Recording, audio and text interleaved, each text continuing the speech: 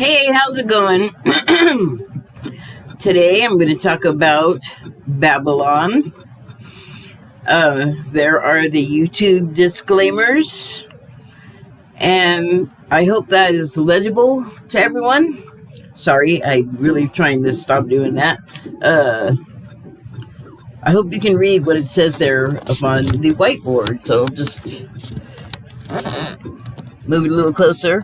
Getting a good eyeful there. You can pause it maybe if you're interested. Okay, that's enough of that. Okay. Now I'm all screwed up. How did I have it before? There we go. Alright, so this is yet another movie about Hollywood. And, you know, I'm from there, so you would think I would be sick to death of another movie about Hollywood, but I'm actually not. And this one is so, different from certainly the Hollywood I grew up in, and I don't even know what it's like there now because I haven't lived there for,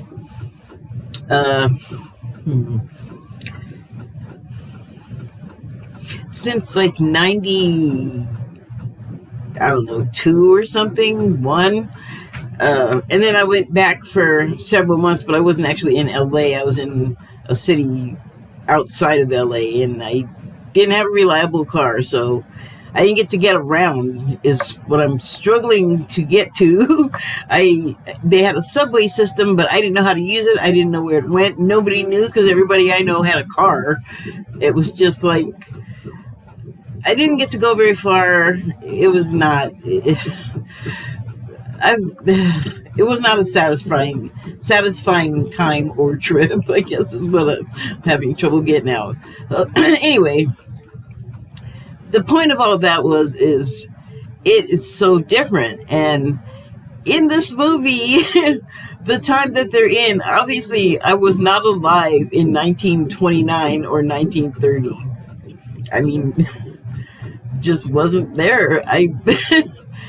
So the LA in the movie, the Hollywood, is nothing like it was now, I'm sure, but not when I was a kid.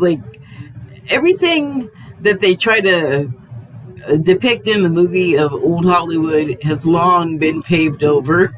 You radiate out from Hollywood, and you pretty much have to go into the ocean if you go west to run into unpaved land, or, I don't know, east, northeast, southeast, a whole other state. I don't know what they're doing.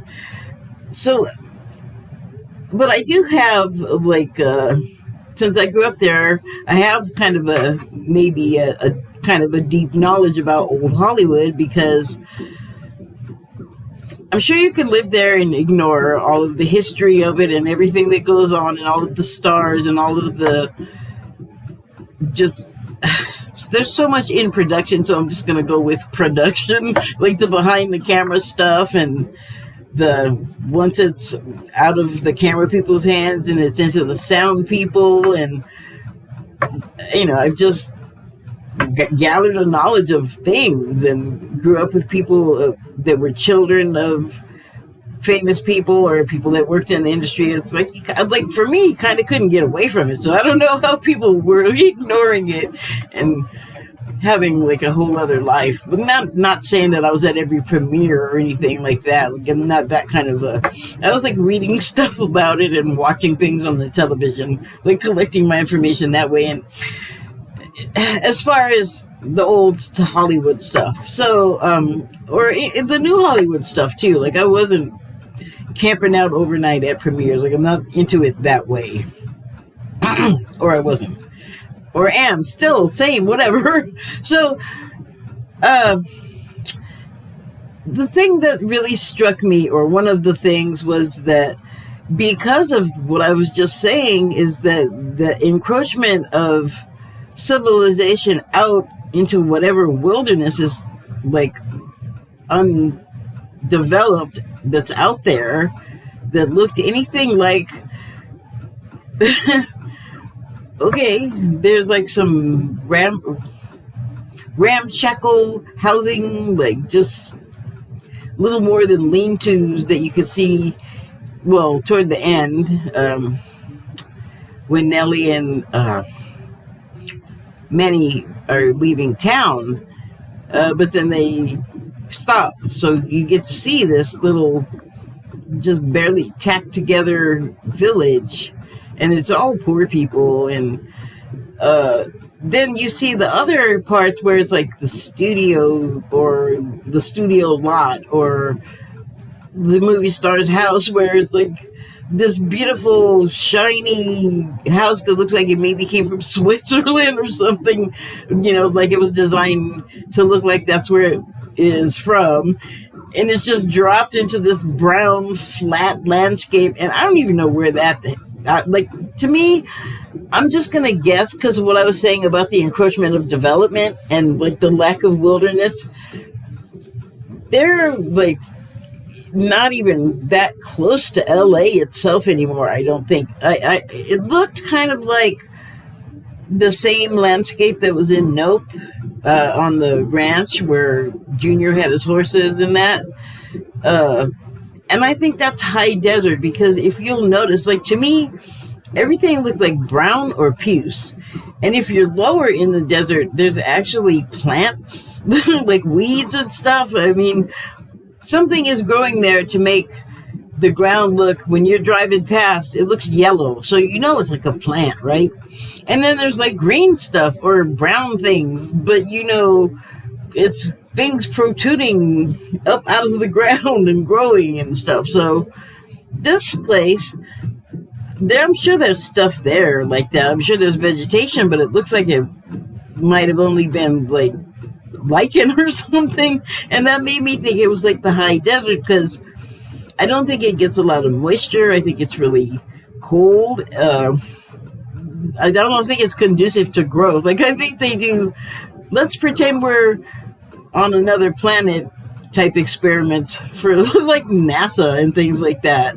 Just, they want to be in the harshest landscape possible. And that doesn't look like the desert that I grew up looking at. I mean, not that you had it in Hollywood, but I made it out of Hollywood fairly often to see the desert. So that was just interesting to me, but, or let me just put a period on that sentence and move on to something else about the same thing. I recently have just been watching a lot of like how-to stuff about movies and writing on YouTube, and they were talking about a big feature and the process of location scouting. And so, with expense, and then I think they were talking about something that was trying to be produced during the COVID period, so you couldn't really travel much and have services or people, which would be good for locations if you could just get all of your actors and you wouldn't have to worry about, like, the actual native to the area people. But anyway,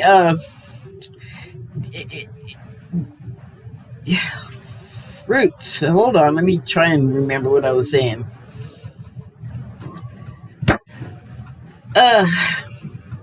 COVID, and they're trying to make this movie, and so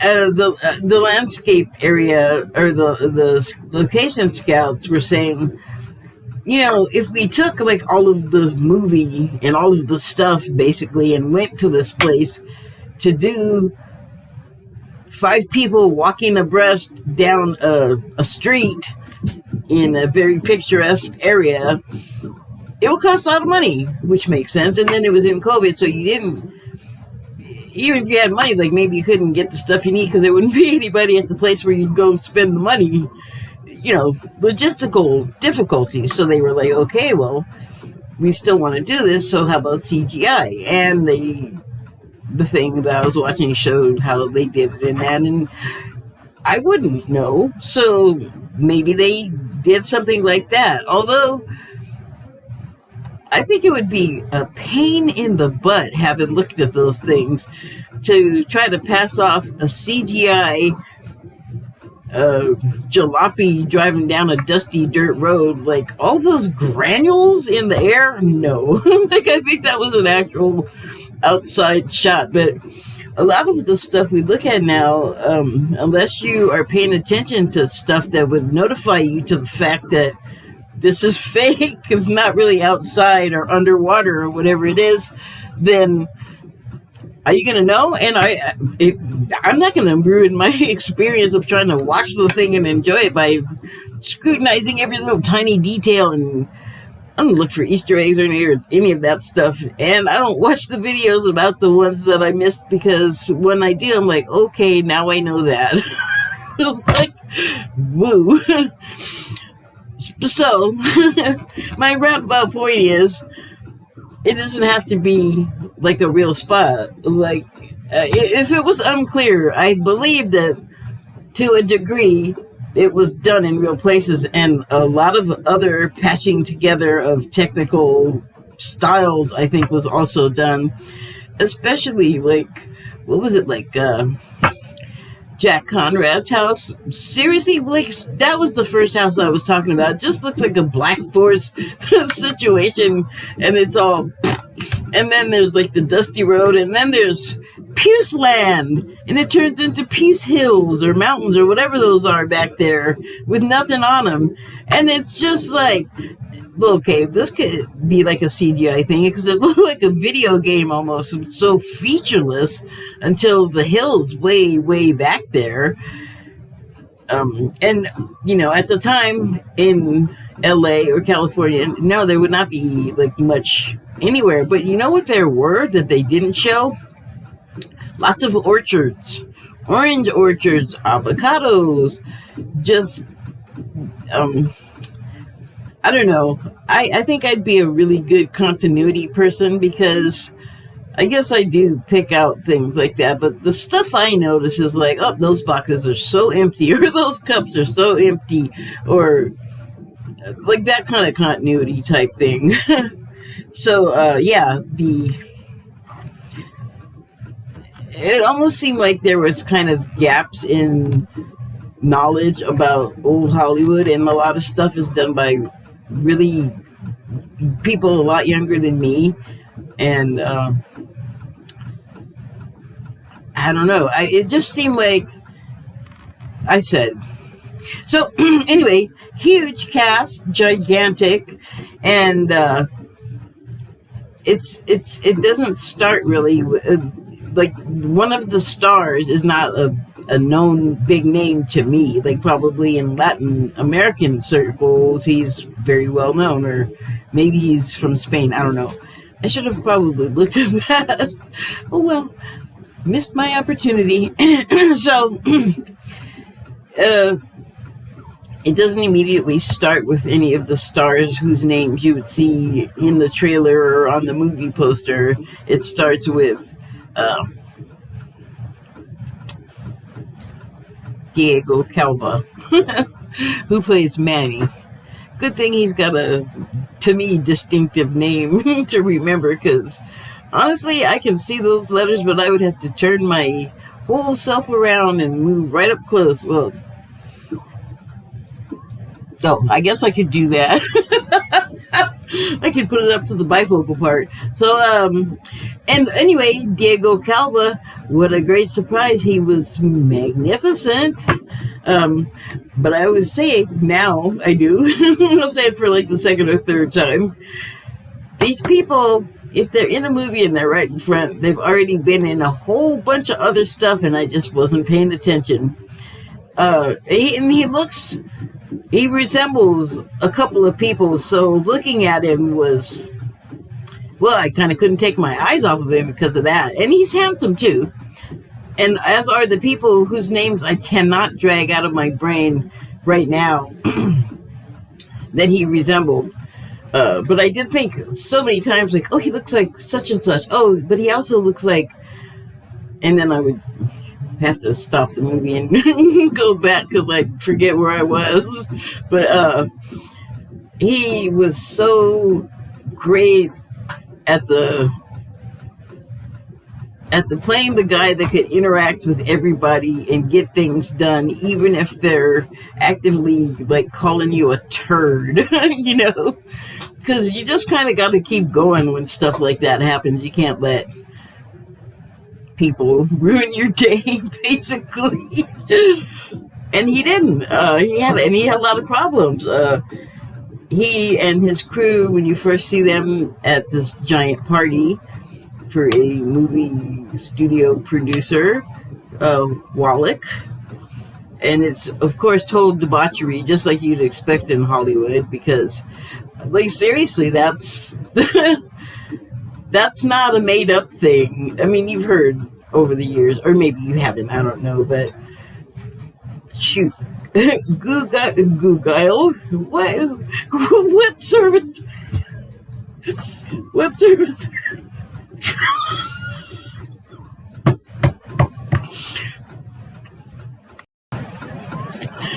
Sorry.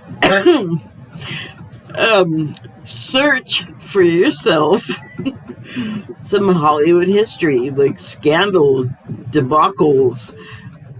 Search the magazine that LA Confidential was based on. It's like the version 000 of TMZ, however you do that stupid metering, numbering thing. It came before TMZ. It's how TMZ learned how to be what it is. And yeah, that movie is not just fiction. It's now absolutely 100% to the truth true, but it's got a lot of inspired on true story stuff in it. LA Confidential. So anyway, the party is insane, and the reason why you know who Diego is right in the beginning is because he is going through all these trials to get this elephant, this live full-grown elephant, from wherever they are when it starts to wherever they got to go to get to this party. And they manage to get there, and it's pretty amusing. And then when they get to the party, it's just insane. Like drugs, drinking, sex, nudity, perversion. They had it all. Welcome to Hollywood Disneyland. And he's just amazed. And so that's how he starts out in the movie. Like pretty low on the social totem pole in Hollywood. And then also, and this is so typical of life in Hollywood, the reason why I mentioned that I'm from there, and I didn't need to tell you that I know Hollywood lore. The reason why I mentioned that is, well, both things. And here's the second thing I'm finally going to tell you is, I don't know how many times I would be out at a club somewhere, because I was in bands, and someone would say, "So where are you from?" And I'd be like, "I'm from here." And they'd be like, "Oh, you live in Santa Monica, but where are you really from?" And I'd be like, "I was born in Hollywood. I'm from here." And they would just be like so amazed, so blown away. And I was like, what did you think held up the infrastructure before all of you people from not here arrived? The people that were already here. Ay, ay, ay. So anyway, like the Mexicans, I also am displaced. I displaced myself, though, before I could become homeless because, oh my God, so expensive. Forget about it. Okay, get out of my crap anyway. But yes, it is like a magnet for everybody trying to get there and make a name for themselves, get famous. You know, you name the cliche. There's a million of them. And the other person that prominently features is Manny's paramour-ish, Nellie Leroy, who's played by Margot Robbie. And she does it very well. I like her performance. It is so, well, I mean, nothing about it was a surprise. She's willing to do anything. She is a full-on party girl. she she's like that accountant on the John Oliver always talks about. She don't give a fuck, and she's smart and she's talented, but especially in a part where she gets to see like what people's real perception of her is. It is sad but true. That's all I can say on so many levels, because there's always going to be somebody either looking down their nose at you in Hollywood for reasons that like they're insecure, or you're not rich, or you don't come from the right neighborhood. Just like any place, it's a caste system, sort of. And when people are getting what they want out of you, then they love you and you're great, and they'll like say nice things and give you nice stuff and show you a good time and act like they actually are sincere and they like you, and you're just a commodity, really. So she gets to have that unfortunate lesson, although my God, she was pretty young, but still old. If that hadn't happened, well, I grew up in Hollywood, but I was just going to say, if you hadn't had that lesson about this is who you are, you're not who you think you are, you're who everybody else thinks you are and that's eye-opening. And side note, people can think whatever they want, and when you start going along with them, that's when you're giving away your power. So just remember, it may not feel great if people are characterizing you, but you know who the real you is and what you're capable of. And so just something to keep in mind for any human. But, oh boy, definitely you have to have like a sense of yourself in Hollywood, or you're just going to get crushed. So she's got brass ones, though. And she just survives and, well, I'm not going to say thrives, but she has a good time. She's, spoiler alert, gonna burn bright and flare out. Surprise, but you won't be once you see her. And I gotta talk about Tobey Maguire's part. It comes nearing the middle end of the middle, I guess. And he is a very creepy character. He kind of reminded me of Robert Blake in Blue Velvet, like all pale and weird affectation of speech, and there's plenty of people like that in Hollywood. Oh boy. I don't even know. I can't begin to describe. Just see Robert Blake in Blue Velvet, and that's one kind of weirdo you will definitely run into several versions of, like the Robert Blake's one and Tobey Maguire's the other, and other. And so it's pretty obvious there's something going on with Manny and a colleague from studio work, and they're both kind of underlings in the game. Or Manny's not at this point. He's actually doing really well.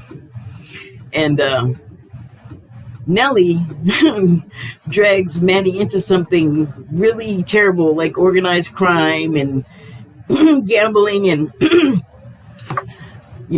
possibly causing your own death or harm to yourself. And then she, of course, has gotten herself in a position where she can't do for herself anything. Like, she can't pay people back, and she goes running to Manny, and he gets mad, he doesn't want to get sucked in, and then he does, and then it just starts this whole other stream of terrible adventures, where we meet Tobey Maguire's character. Wilson was his friend that was gross, and that was played by Ian Sipley. Tobey Maguire, gotta turn my back on you for a second. McKay, that was his name. And so he decides to just derail the whole reason that Manny and the Count have even showed up at his place, and the Count has done something stupid and shady and not told Manny. And did I mention there was organized crime involved? He tried to give him funny money. And so I'm not really sure what happened to the Count when that was discovered. But I'm getting a little ahead of myself. So they meet Tobey Maguire because they're trying to resolve this problem that Nellie has created for everyone. And he decides that before he helps them, he's going to show them and do things with them that he wants to do regardless of what they want. He's just going to hijack their time. And so he takes them to this crazy underground place that I think was like literally underground in the sewer. And there's all kinds of more debauchery and madness going on. But this is like a freak show type situation, like more geek things. Like there was a guy that was eating rodents and, oh, sorry, I told you, just expect them. So, they're down there. They don't want to be there. Manny is horrified. And then the money is discovered to be fake. So all this commotion happens, and there's fighting, and there's stabbing, and there's gunfire. And I think the Count just got trampled because Manny like flees by the hair of his skin. And, you know, he's got like torches and pitchforks, but weapons after him, and he barely escapes, you know. Well, I thought it was funny. So, what is this? Am I bleeding? I hope that's marker. Well, sorry, it looks like I just found some kind of red stuff on my hand. Anyway, so that was the thing that Tobey Maguire was like, he was saying it was so great, you're gonna love it, it's the time of your life, you'll see things you've never seen before in your life. And he didn't lie. He did not lie. But the reason why that struck me is because I guess this is true. I'm not really sure, so let me just get that out front.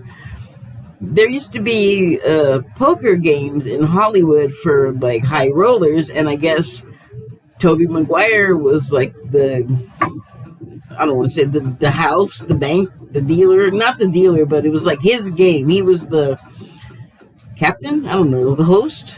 Yeah, you understand me? I'm going to stop talking about that.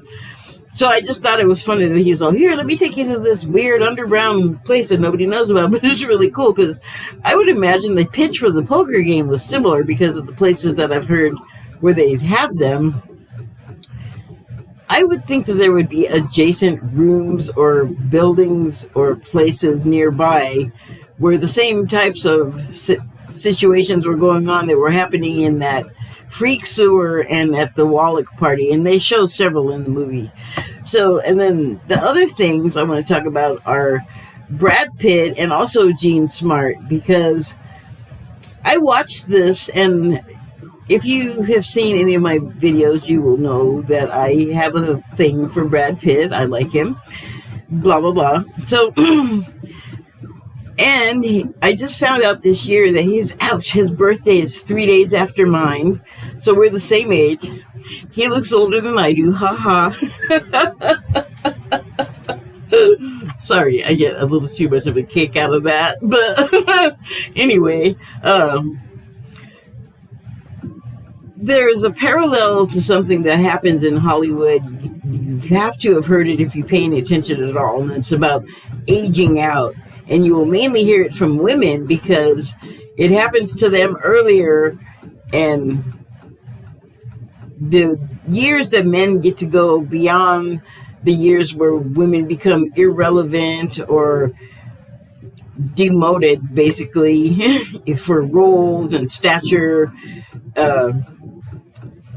and thinking about all the feelings that those things, when they happen to people, cause, and how damaging and ruinous it is to someone whose livelihood depends on their public image, and your image is what you put out, and it's what your real you is behind. So when they're telling you that your image that you work so hard on and you have so many hopes for, and you think is going to work and do all these things for you and take you so many places, when it just fizzles out and everyone's like, there's a scene where Jack's calls are not getting taken because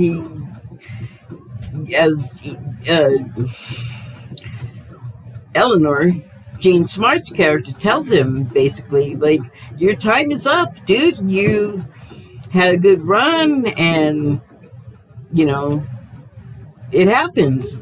Get real. Think about where you are. I mean, come on. And that happens because he's out somewhere and he's not getting roles really, and it's just starting to sink in, and then he's not getting the call, so he's out somewhere with he has multiple wives in this. I think she's the third one. And he comes across a magazine with his picture on it. It's a photo play magazine, which was, I think, an actual magazine. And I think this character that Jean Smart plays, Eleanor, is like a Hedda Hopper, look it up, type gossip columnist from old Hollywood. And as she's telling him, like, dude, your time is up, she's saying, and so will mine be. Like, you know, like, new actors are always going to come in. There's always some hungry person from somewhere outside of Hollywood. Ask the people that are from there, where are you from? And replace your ass. Like, newer, younger, faster, stronger, more beautiful. All of the plastic BS that sells in Hollywood. And so the thing in reality, though, that it reminds me of, like, I guess I was going to say a micro scale, but really when you get out into the world, it's pretty macro. Like, it should be macro. Like, don't make it small. And it is that when you're a baby and you're a kid and, you know, if you're not cute, they'll just lie to you. But, you know, you'll be cute and everyone loves you and they'll be so happy to see you and everything you do is great, unless you do something really stupid and bad, you know. But even, you know, you'll do it and they get over it and they love you because you're cute. And then you get older and you're not as cute, and I think a lot of it has to do with, because then stuff starts coming out of your mouth that people don't like. Kids will tell you the honest, brutal truth, and if you're making that transition from cute kid to older, you know, tween or something, and stuff, you're thinking, you're seeing stuff, and you still got that that refreshing honesty of a child, and you're saying stuff and people are not liking it, so you're getting less cute by the moment. At least that was my experience. But I mean, then once I was aware of it, I just watched in, like, my family and people around me, like, yeah, it's like, once you lose the cute, people, like, lose the wanting to treat you so nice. And I think that is, like, you could say that same deal with, like, people that are in front of cameras. News people, have you not heard stories about, like, there being friction between older anchors, ladies, and younger ones coming in? And even on Family Guy, my God, or not Family, I think Family Guy and American Dad, they did that thing where they had the anchor lady become not as palatable, you know, and then the men just stay forever. So that's life sort of parallel. I don't know what the heck I was trying to say. Okay, I gotta wrap up here. So what was the other thing I wanted to talk about?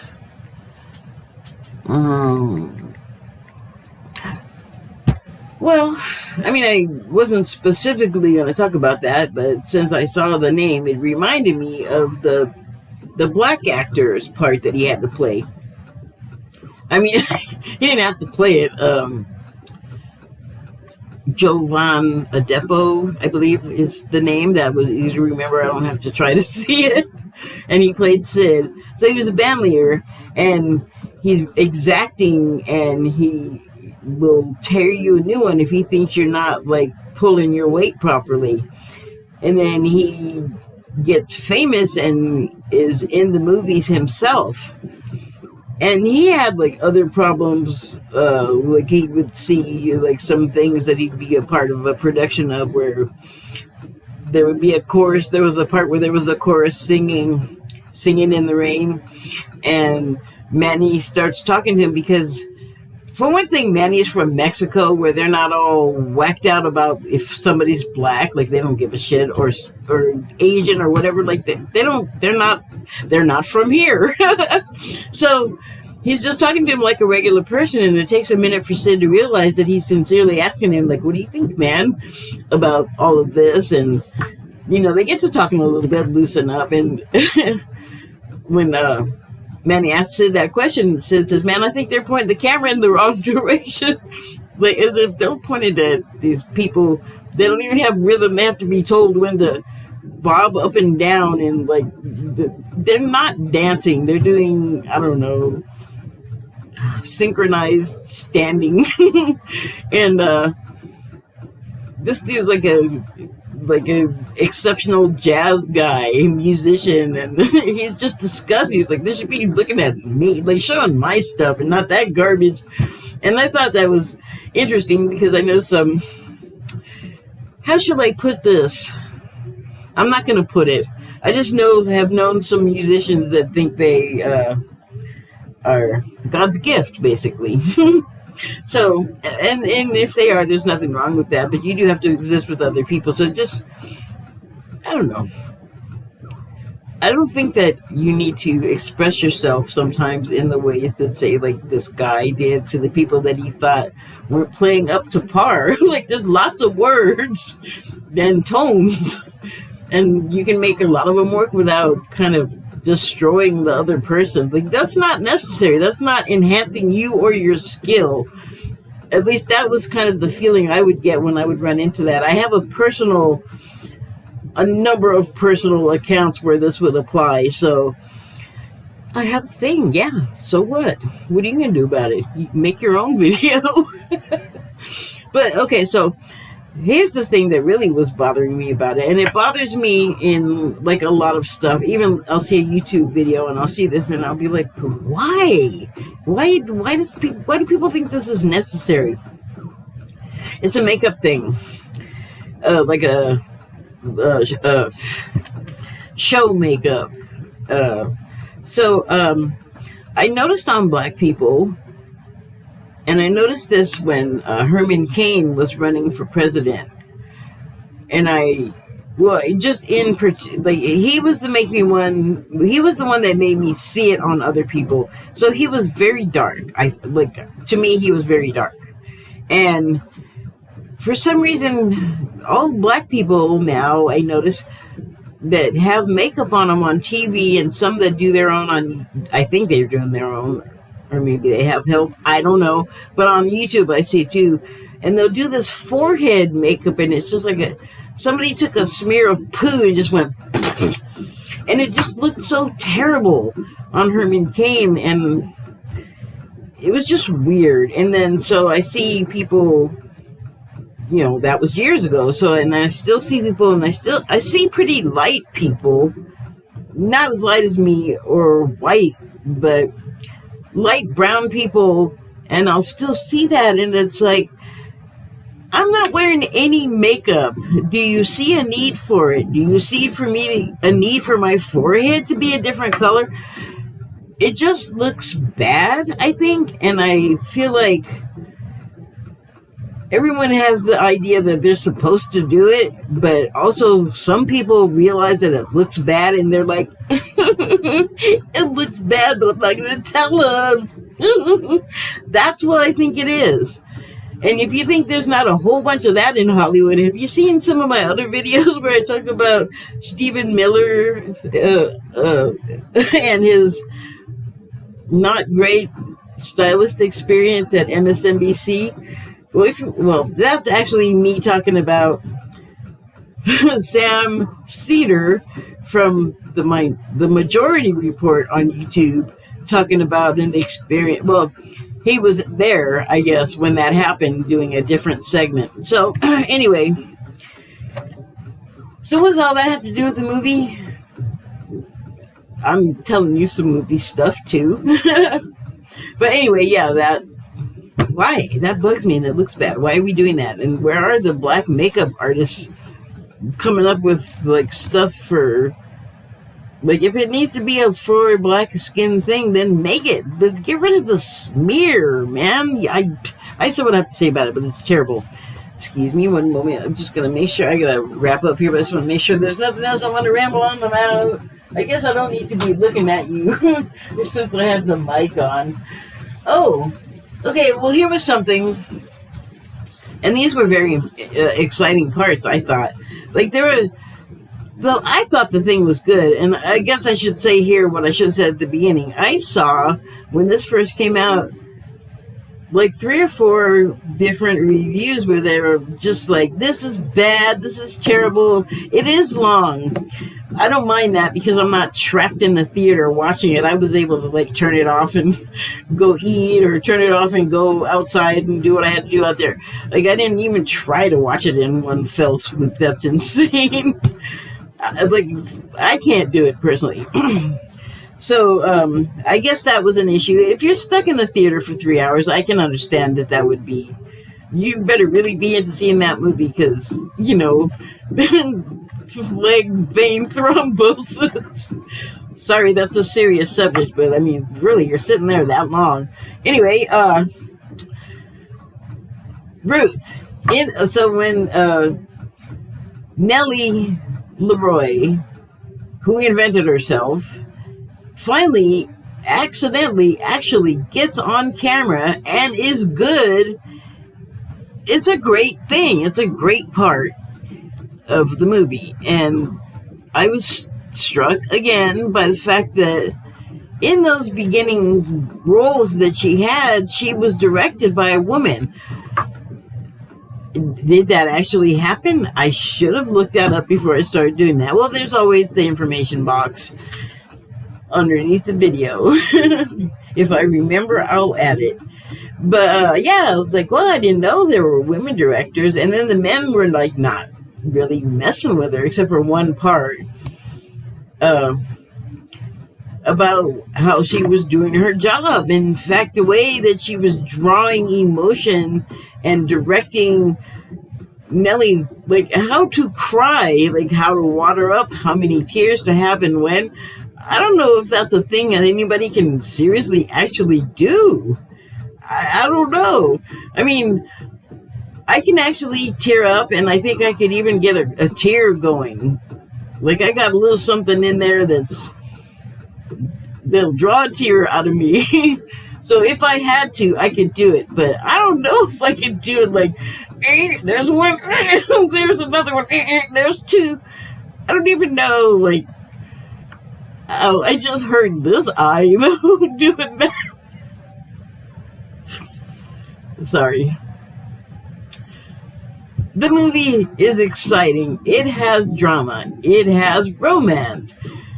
Ooh, I don't even know what to call Jack and his many marriages. And, oh my, his thing at the end. Oh, that was the other thing I just remembered. Quick. So, I, of course, was fastened on Brad Pitt and the, like, losing your cute thing, right? And falling out of favor and becoming less desirable as a talent, as a property. And so, as a commodity. So, and then I remember, oh crap, Eric Roberts is in this too. Eric Roberts, I would call like maybe, I don't know how much older, 5-6 years older than Brad Pitt. And also very beautiful man, very good looking, both of them, nice head of hair, like got it all going on.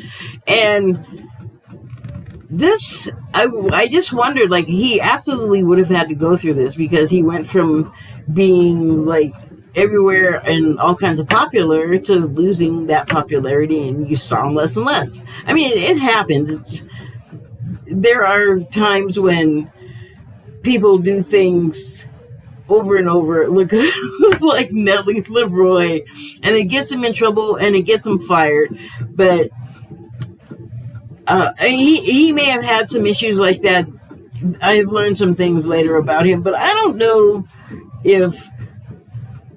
Well, anyway, he may have had some things like that, but definitely I can recall the time where he was everywhere, and it shrank to where he was everywhere less.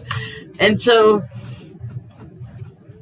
he had to go through it and then now see it. He may have had to go through it a number of times because he has had like woo up and down with the popularity. Okay, I'm stopping now. Thank you and good night. It's a really good movie. Enjoy. Don't listen to the press. See for yourself.